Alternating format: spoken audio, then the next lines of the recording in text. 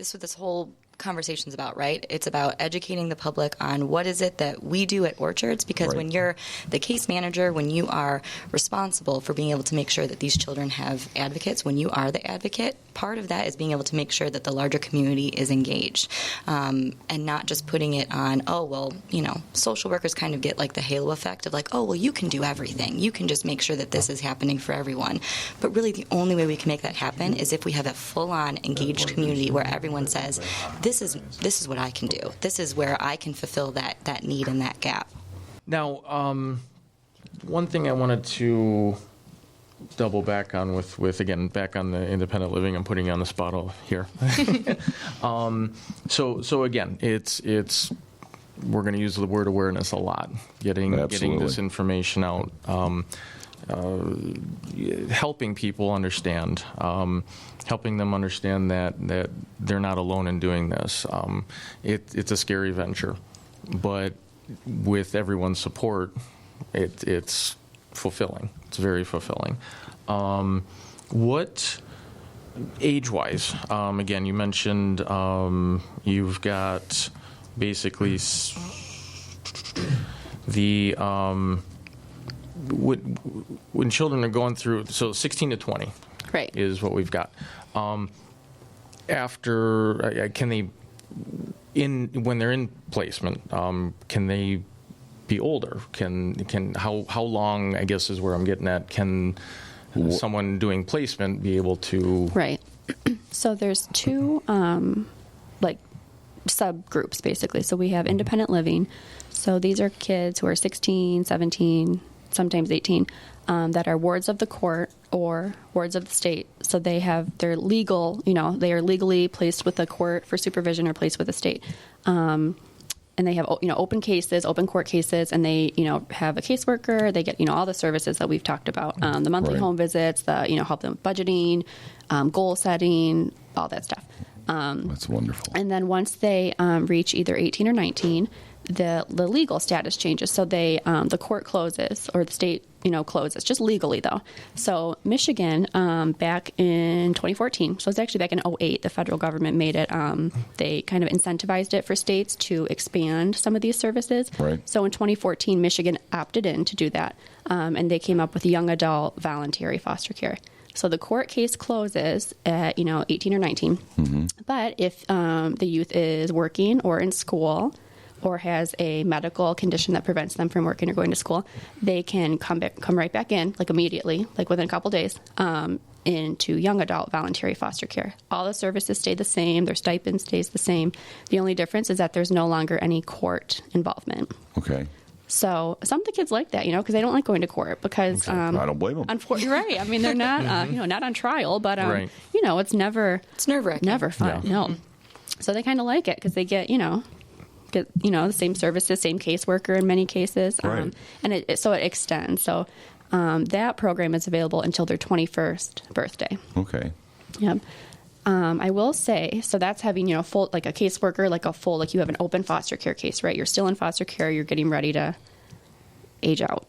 You know that I didn't like saying that, but right. I did. understand. I've been trying to use the word transition. I like that. Yeah. Yep. And now there's also some closed case services available. So Orchards, we recently started offering that program as of October 1. They're called Youth in Transition. So every state has it, and they're also called different things, but in Michigan we call it Youth in Transition, and those are funds that are available up until the age of 23 for any good or service that will help them reach independence. So we're talking driver's education, a laptop so they can go to school. Wow. Sometimes even like a vehicle in some cases if they don't live near like a bus route and they have a job and they're like, look, I have this job, I have these pay stubs, I just need a way to get there. So they can apply for... Can I apply for that? I'm in my...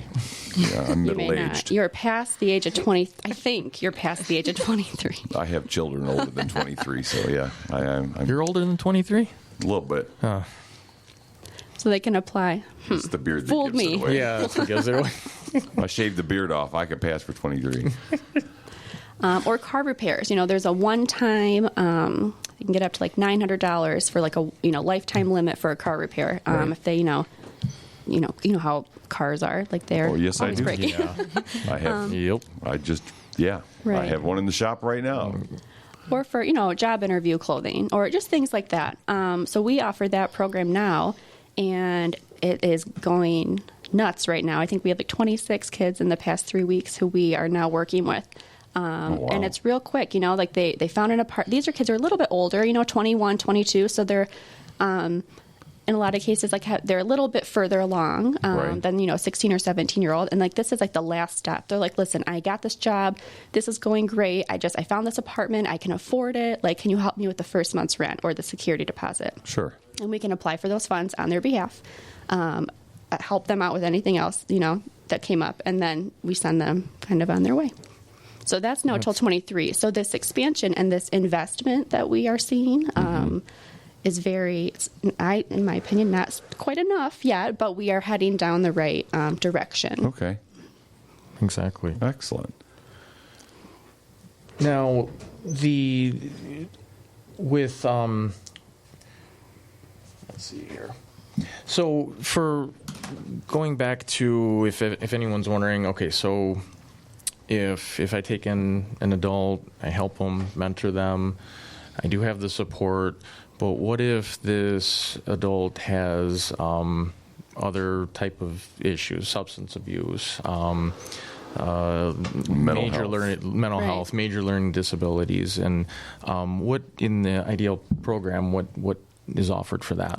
We will get them the help they need. We have an in-house, clinical department with a large number of clinicians who are, trauma informed, and we even talked about the trauma and like the PTSD that appears in a lot of this population. Right, because kids don't enter the foster care system because things are going really well, Exactly. right? Oh, We yeah. can all acknowledge Yeah. that because it's a big deal. If children are entering foster care, it means that the court has been able to look at the petition filed and say, yeah, you know what, I think that we can determine a safer placement for this child other than being with their parents. They're basically saying the state's going to be able to do a safer job of being a parent for this child than the parent can at this point in time. That's a really big deal. And the state of Michigan, especially over the past 10 to 20 years, I would say, has recognized that that's the reason why it becomes less and less prevalent. This is truly going to be the most severe cases that we have, the times that we truly think there's no way that we can have this child stay in this home with this parent safely. And so that means that this child has been unfortunately privy seen to some things. a lot of things that have gone on in that home. And there's a multitude of reasons of why children enter the foster care system. I think the most important things is that we are not looking to monstricize the parents. It's not, people don't wake up and decide that they want to abuse and neglect their children. There are other circumstances at play. And so what we try to do, especially at Orchards, is recognize that and give everyone the supports that they need. Sometimes we have families entering the foster care system where the parents themselves, they were in the foster care system. And that is not a great outcome that we see, and that clearly is being able to show that there are more improvements that need to be made with the work that we do. But that is definitely, to Erin's point, the kids, they're going to need assistance more than just, I'm going to make sure you go to an IEP meeting. There's going to need to be a clinician and a caseworker that's going to be able to help children go through what they have experienced, be able to determine good coping skills so that when they are hopefully back in a parent placement or in a different permanent living situation that's going to be able to provide safety and security for them, that they're not just going to repeat the same cycle. They've been able to, learn different skills so that they're better off from being involved with the foster care system. That's the goal, right? That you leave the foster care system better off than when you entered. Exactly. And going back again to the staff at Orchards, there's counseling sessions and wonderful people that help with that.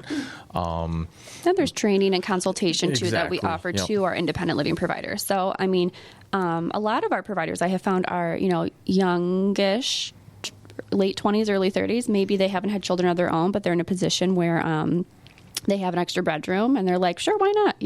I can handle a 16-year-old who I don't have to drive to school. I don't have to drive to all these appointments because they're going to, get there themselves, or their work is going to help, or we're going to, I can come home from work at 5:30 and I don't have to worry about latchkey. So we have found that, but they don't have some of the skills, that maybe an experienced parent does. So we do provide training, absolutely.